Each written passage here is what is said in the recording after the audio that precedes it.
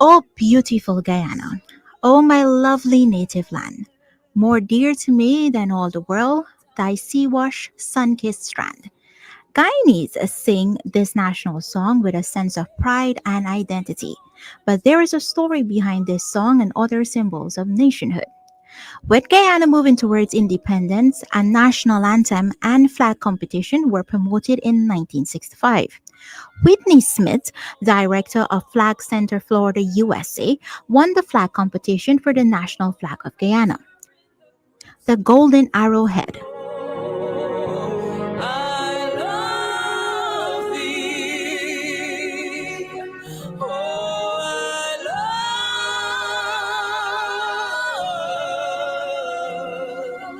thee.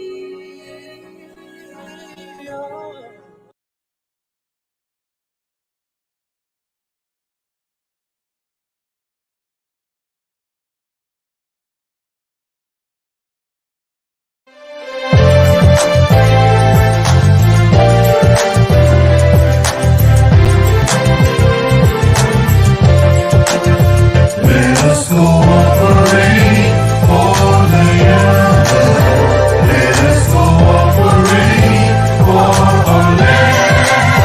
Let us resolve to fight together. See we do it right together. Can we do it? Yes, we can. Each man must do his bit. Welcome to another edition of The Public Interest. My name is David Granger, and today we will examine the question of our own national independence, which was celebrated on 26th of May, and ask ourselves the question about our national identity. It is easy to become a state, but it's much more difficult to become a nation, and that is where we are at present, 56 years afterwards. Everyone knows that on 26th of May 1966, 56 years ago, we became independent after 350 years of Dutch and British rule. We got an anthem, we got a new coat of arms, we have new currency, we had a new flag, very colorful flag. We have a new motto, one people, one nation, one destiny. We have our own passports. We were entitled to become members of the United Nations and other international organizations. In other words, we became a state. We became a legal entity in the national community. But were we a nation? When we speak of independence, we don't need to fall into the trap of attributing everything that happened to one or two persons. In fact, independence was a consequence of the collapse of the European maritime empires, the British, Dutch, French, Portuguese, and Spanish empires. And even if you look at Guyana, to the west is a Spanish-speaking country, to the south is a Portuguese-speaking country, to the east is a Dutch-speaking country, and further east there's a French-speaking country. So the entire world, for the greater part, outside of the Americas, much of Africa and Asia was divided up among European powers. But in what I would call the annus mirabilis, within a very short period of time, the colonies were transformed into countries, into nations. But let us look at that a little more closely. These empires collapsed largely because of the pressures that were put on the Western states by Adolf Hitler, in the Second World War. And of course, in the First World War, many of them suffered economically and financially. But in the Caribbean, there were masses of very poor workers, and it is the workers who led the struggle for independence. In the 1930s, there was what is called the Labor Rebellion throughout the British West Indies, throughout British Guyana, throughout British Honduras, and this was decisive. It was the Labor Rebellion of the 1930s. And of course, in Guyana, there were rebellions too, on some more plantations. But throughout the British West Indies, BG, British Honduras, and the islands, Somebody actually said, even Barbados had labor revolts. But it was the workers who struck the blow. And in fact, in Guyana, there was a call for commissions to investigate the conditions under which ordinary Guyanese were living. And these commissions led eventually to independence. For example, the Moyne Commission investigated conditions in all of the British Caribbean countries. But the report was so horrible that the British suppressed the publication of the report until after the war. They felt that the Nazi government, the German Nazi government, would use the report as propaganda to stir up dissension among the West Indian colonies. And later on, there was a Waddington report. And bear this in mind, please, because it was a Chinese Guyanese who was the first president of the BG Trade Union Council, the BGTUSC, a Chinese man, was the first president of the British Guiana Trade Union Council. And he was in the it wasn't National Assembly, it was the Legislative Council at that time. And he brought a motion leading to the establishment of what came to be called the Waddington Commission. And from the Waddington Commission, Guyanese eventually got universal adult suffrage. That is, every adult, regardless of ethnicity or literacy, received the vote in the early 1950s. So between the Moyne Commission and the Waddington Commission, these were the triggers for internal self-government, which we got in 1961, and of course, independence in 1966. So it wasn't a sudden action. It wasn't the work of one political party or one great man. It was the work of a lot of workers themselves who struggled and struck against the British interests, and our own legislative council and our own professional classes, our own working classes, led this struggle.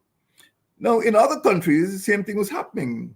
In the French colonies, in the Dutch colonies, and like Indonesia, in the British colonies like India, veterans of the World War were going back home.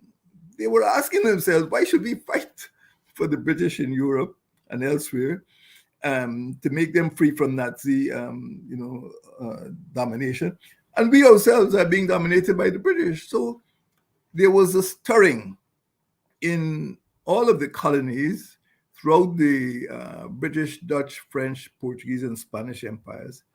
And this was, in 1960, this, what they call the Annus Mirabilis, a very astonishing year. 15 French colonies got their statehood. I can call it statehood because up to now, some of them are still in distress. Some are still fighting. And when you look at Mali, when you look at Burkina Faso, you can see what's happening in Chad and so on. The point is, this Annus Mirabilis was a trigger for decolonization. Congo became free in 1960, and many of those French African countries. It was necessary to give these colonies independence, but it was not sufficient to convert colonies which had been suppressed for hundreds of years into successful nations. And you can see, looking around the world at these former colonies, many of them were afflicted by civil wars, by insurrection, by interstate warfare, military mutinies and coup d'etat, partition and secession, even in Guyana. Less than 3 years after independence, we were afflicted by an attempt by some persons who didn't feel part of this new Guyana state. They didn't feel part of the so-called nation, and they tried to secede. The whole Rupununi, more than a third of Guyana, attempted to secede from Guyana. So it wasn't unique. Many other countries suffered, and you know very well there was civil war in Sri Lanka, the bloody partition of India. Up to now, Cyprus is still partitioned. There are difficulties in Myanmar. There was a civil war in Nigeria, civil war in Sierra Leone, civil war in Uganda. So by making these countries states, these former colony states, did not automatically mean that they became coherent and unified nations and cohesive societies. We still had the problem of what I call the national identity. And without that national identity, your statehood is shallow, it is hollow. So we are looking at a situation in which many of these former colonies were granted independence, but the regime shift, the shift from the British to local, from foreign to local, was not enough to make the former colonies into nations. We created statehood in law, but we couldn't create nationhood in reality. Look, at midnight on the 25th of May, 1966, the Governor General was a foreigner. The Governor of the Central Bank was a foreigner. The GDF Chief of Staff was a foreigner. The Police Commissioner was a foreigner. The Vice Chancellor of the University of Guyana was a foreigner. The Anglican and Roman Catholic bishops were foreigners. The major industries, bauxite and sugar, and the banking system were controlled by foreigners. So when you woke up on the 26th of May, 1966, we found that the independence had been granted to us in law, but the control of the country was still in the hands of foreigners. And many people did not understand what it meant to be a nation. And apparently, up to now, some people still don't share the view that Guyana is a nation. Eventually, of course, locals replaced foreigners in all of these institutions. And you know what happened, as the saying goes, the rest is history. So the change from being a colony to a state was one that was triggered by workers and by patriotic professionals and by trade unions and by political parties. And these are the people who helped to make Guyana, and of course, many countries in the Caribbean, free. So we come now to the question of national identity. When the PNC and United Force formed the coalition in 1964 and entered office, it was in the wake of what we call the disturbances. That was a period of civil violence. We wouldn't go into the reasons for that civil violence, but you know very well that the PPP felt that it was going to lose office and launched something called the Hurricane of Protests from February 1964 until after July 1964. So over 176 people were killed, houses were burned, there was terror in the land. And when the PNC-UF coalition entered government in December 1964, this is the situation it faced.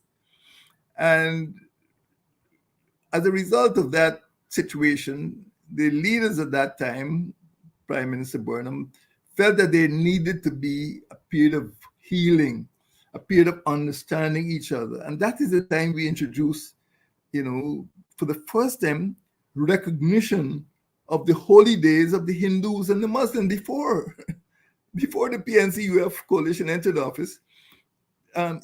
Holy days like Diwali or, Eid ul-Fitr, Eid al-Adha were never recognized, Pagwa were not recognized as national holidays.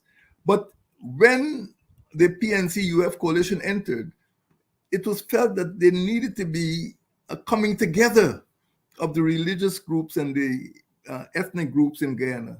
And that was a part of the method of healing. Even when I became president in 2015, I became president in the wake of the troubles on the East Coast, and everybody knew that hundreds of people were killed. Hundreds of people were killed. If you go around Guyana, you'd see a monument in Bartica, a monument in Ivlery, a monument in Buxton for the amount of people who were killed between 2000 and 2010, in what appear to be called the Troubles. And it was because of the social problems that I introduced this observance of arrival days. We now have a Chinese arrival day in the 12th of January every year. We now have a Portuguese arrival day on the 3rd of May every year. But this PPP government does not recognize that. I even introduced the abolition of Indian Indentureship Day on the 12th of March. Many people do not know that. But there's actually a gazetted publication declaring the 12th of March as abolition of Indian Indentureship Day. And the PPP ignores it. The PPP seems to ignore anything that it didn't do. But this is what the coalition did. We created these arrival days so that every ethnic group that arrived could feel that they had a place in the Cooperative Republic of Guyana. Up to this week, Independence Week, the PPP disallowed an independence exhibition at the National Library. So what we have here is not an identity crisis. We have a few people who are creating a crisis by refusing to acknowledge the fact that we Guyanese, are moving toward nationhood. And this country is not for a few, but it is for everyone. So these national days paid, homage to persons who struggled to make independence possible. And we have national days for the heroes or the martyrs of the Berbice Revolt, of the Demerara Revolt, of the Essequibo Revolt, of the riots at Devonshire Castle, Enmore, Leonora, Rose Hall, Rheinbelt. All these have been gazetted, or some of them have been gazetted as days of observance. They're not holidays, but they're days of observance. In addition to that, the APNU AFC coalition created a Department of Social Cohesion. My friends, believe me, one of the biggest problems in this country is not oil. It is the question of social cohesion. People learning to respect each other. Africans, Amerindians, Indians, Chinese, Portuguese, mixed people of mixed origin, everyone must learn to live together and respect. That is what is based on respect. So independence would be meaningless unless we learn to respect each other. And the Department of Social Cohesion was the engine which was driving this process of social cohesion. And that process was meant to achieve this feeling of national identity, that we are one. It fosters citizens' well-being. It fights exclusion and marginalization, which we're seeing today. It creates a sense of belonging, of promoting trust, and it offers all members of society the opportunity to get ahead. What happened after the 2nd of August 2020? The PPP destroyed the Department of Social Cohesion. And it introduced something called a notion of one Guyana. It introduced something called the Card of Unity. These are bagatelles. These are not serious efforts to bring the 750,000 of Guyanese people together. What we need are concrete measures. For example, the establishment of regional tongues at Bartica, Mabaruma, Madi, and Lethem was a concrete measure to bring about regional integration, to bring about unity and cohesion among those far-flung regions in the hinterland. So this is not something to be ignored. The fact that in less than a year after entering office, the APNU AFC coalition was able to have local government election, with the PPP refused to have for 20 years. But The local government elections is not just a governmental measure, it encourages citizens to sit around the table and solve the problems within their communities. And that is how we develop this feeling of cohesion, this feeling of a national identity. We are proud of being from Region 6 or Region 1 or Region 10 or Region 7. We are proud of running our own affairs. We have a regional capital. These are things which should not be ignored. If you ignore social cohesion, you run the risk of creating social division. My friends, independence gave us the opportunity which did not exist when we were a colony. We were able to construct a modern airport. Of course, over the years, 56 years, we've been able to make improvements to that airport. We were able to create the first bridge, construct the first bridge over the Demerara River. And of course, those of you who are from Region 6 saw that there was an improvement in the bridge over the Kanji River. Well, not an improvement, a change in the bridge over the Kanji River. We constructed highways from, Linden to Soulsdyke. We were able to construct housing schemes. The single largest development project in Guyana since independence was the Mahaika Maikoni Abari Agricultural Development Authority. And without that authority, we could not have the quality of drainage and irrigation. But even now, instead of embarking on new drainage and irrigation schemes like the PNC created 40 years ago, we're talking about stadiums. We are in the middle of a situation in which 4 regions are suffering floods, and people are talking about sports stadiums. People want drainage and irrigation. People want reservoirs, they want canals, they want the outfalls of the rivers and creeks to be dredged. But when the PNC got into office in 1964, we were able to do these things, to create multilateral schools, to create a college of education, to create a university, to build a university at Turkine. Before that, the students used to attend classes at Queen's College. We established new institutions, a court of appeal, foreign service, ombudsman, and we embarked on international relations to contribute to, our role and of course our own integrity by helping to build CARICOM and the ACP.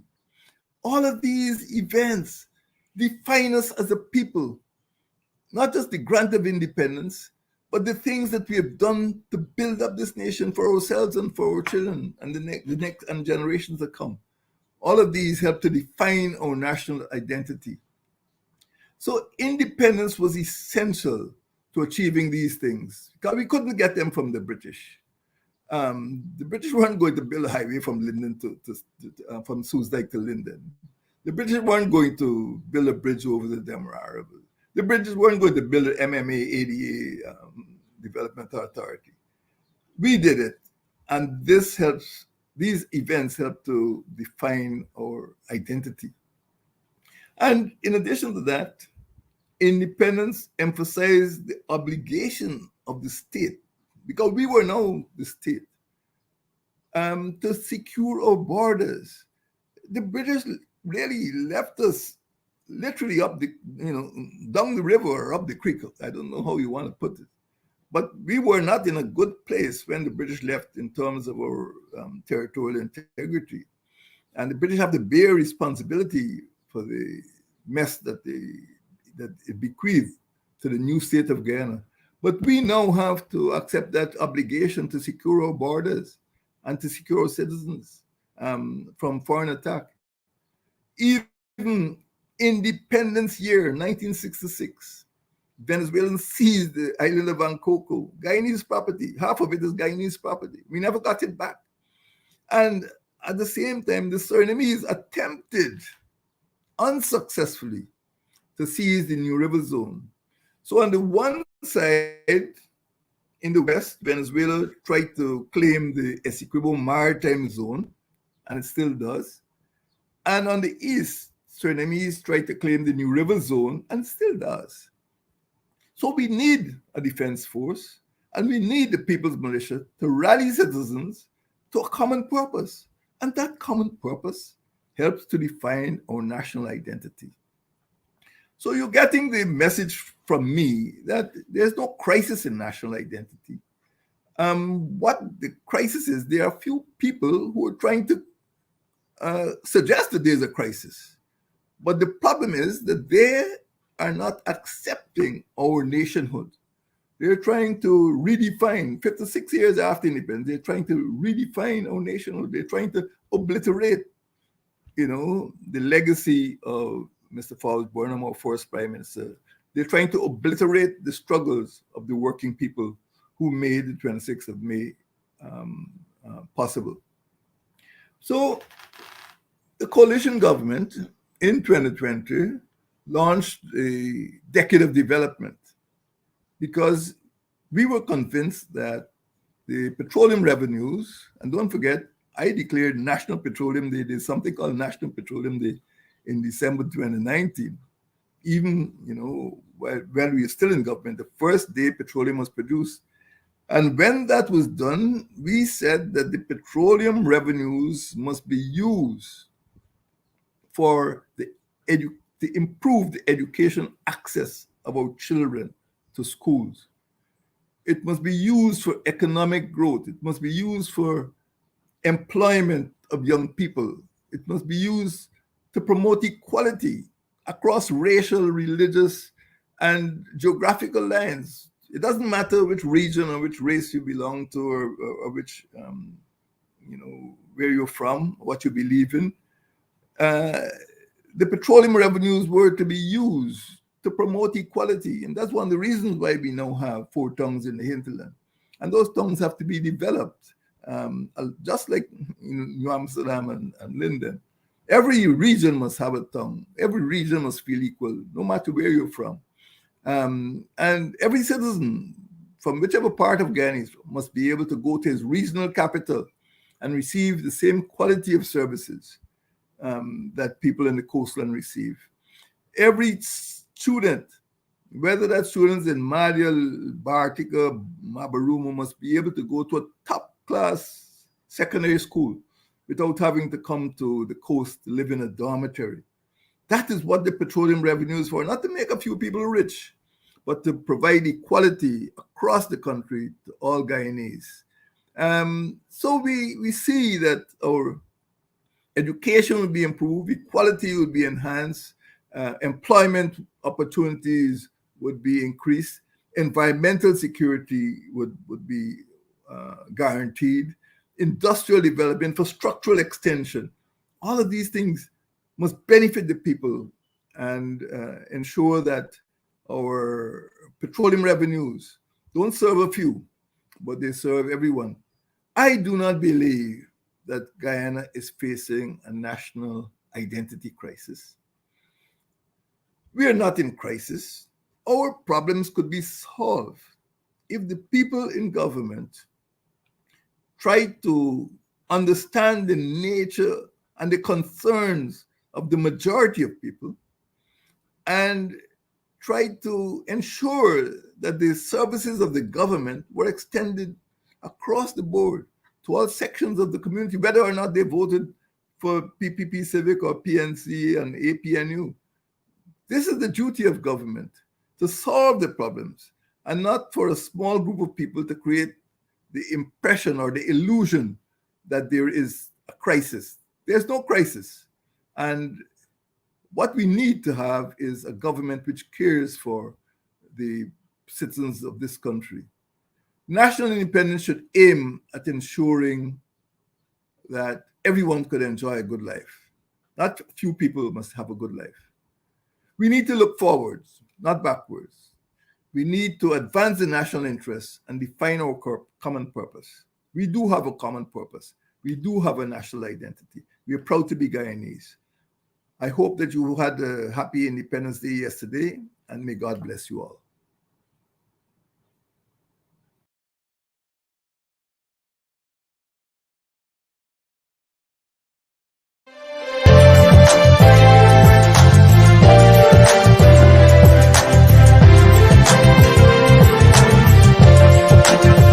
Let us cooperate for the young.